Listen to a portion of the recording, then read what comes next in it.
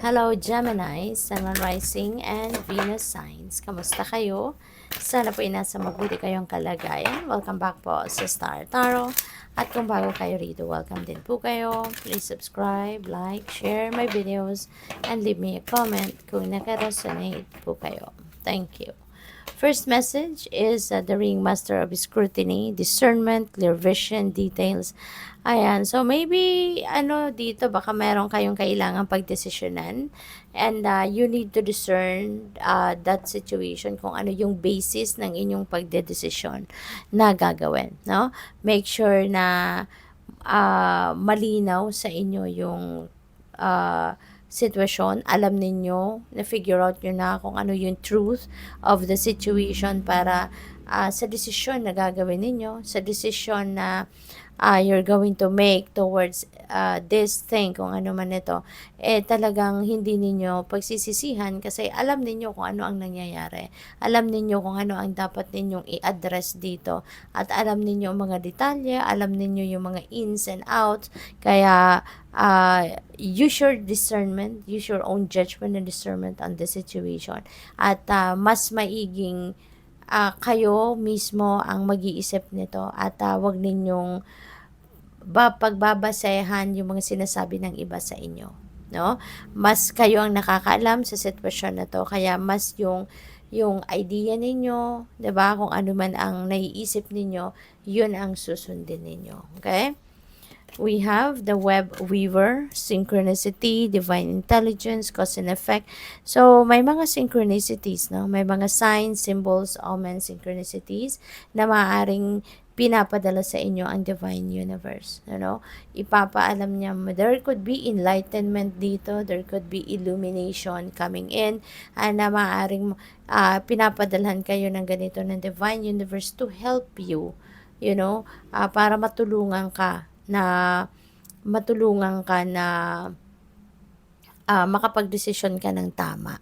Merong mga signs and symbols and synchronicities na pinapadala sa iyo, and those are guidance, no? Talagang ka ng divine, no? Hindi ka pinapabayaan ng divine universe. Nandiyan siya, nagpapadala siya ng guidance sa iyo para, alam mo yun, makapagdesisyon ka ng tama and tahakin mo yung tamang path para sa iyo. Okay? So, what else? We have acquiring knowledge, insecurity, manipulation. Baka ang iba sa inyo dito, merong mga gagawing pag-aaral, no? Pwedeng you're going back to school, pwede rin na ikaw ay nag-online course, or pwedeng pwedeng nagre-research ka on your own, diba? Meron kang gustong alamin, you're curious about something, kaya may gusto kang aralin. Pwede rin na meron kang mentor, no? May ka-one-on-one kang na teacher, yung ganun ba? And maaari, no, na yung pag-acquire mo ng knowledge na to, nag-ugat ito dito sa inyong insecurity. Maaring meron kayong comparison siguro somehow na naramdaman dito versus other people, 'di ba? Baka meron kayong isang taong tinitignan and very very successful na siya. So feeling ko meron ditong insecurity na naramdaman ng iba sa inyo, 'di ba? Baka nakumpara ninyo yung success niya sa success mo, kaya ito yung nag-udyok sa iyo. No, I'm going to learn as well. I'm going to improve myself. So, somehow maganda ang naging resulta nito sa inyo. Yung naramdaman ninyong insecurity sa isang tao, sa ibang tao, kasi it pushes you to be better. It pushes you to evolve into the best version of yourself, 'di ba? Hindi in a negative way, but yung epekto nito sa inyo in a positive way, which is good. So, tignan natin kung ano pa ang mga ganap dito for Gemini.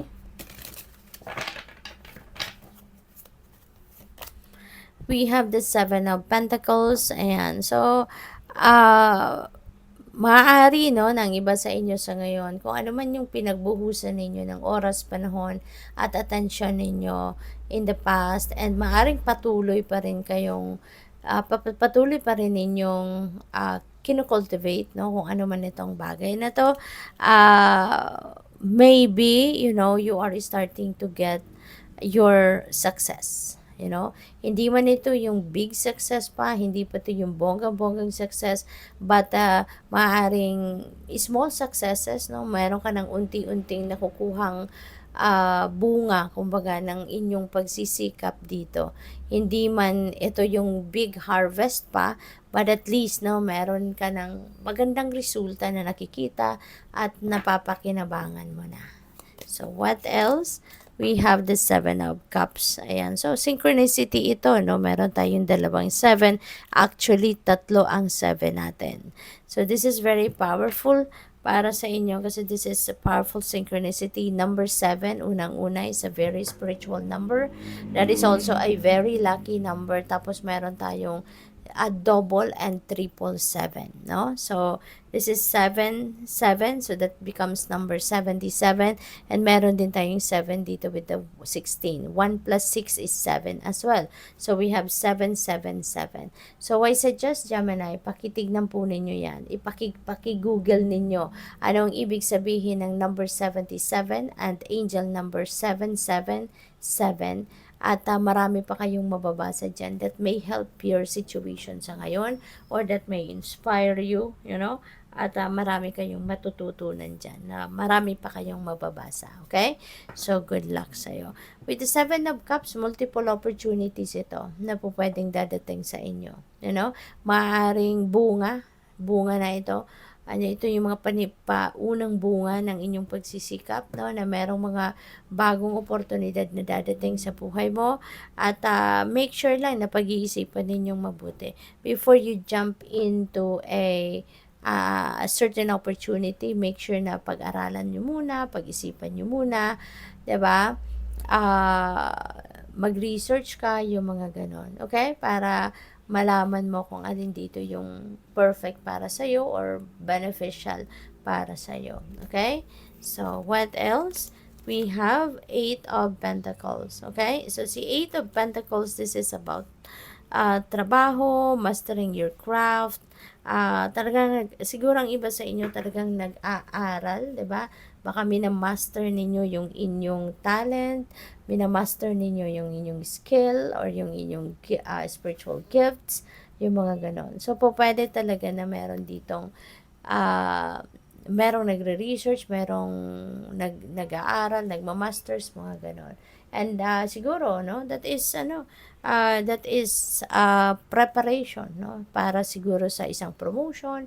Baka kailangan mo talagang mag-masteral muna in order to get that promotion, pwedeng ganon. Or dapat meron kayong additional units na makukuha para kayo ay makapag-apply for promotion, para mag-qualify sa promotion, yung mga ganon. Or po pwede rin, no, na ang iba sa inyo talagang nagsisikap, nag-aaral because you are preparing for a different career path, no? So po pwedeng may ganon din ganap ang iba sa inyo. So, good luck. Thank you for watching. Love and light. Namaste.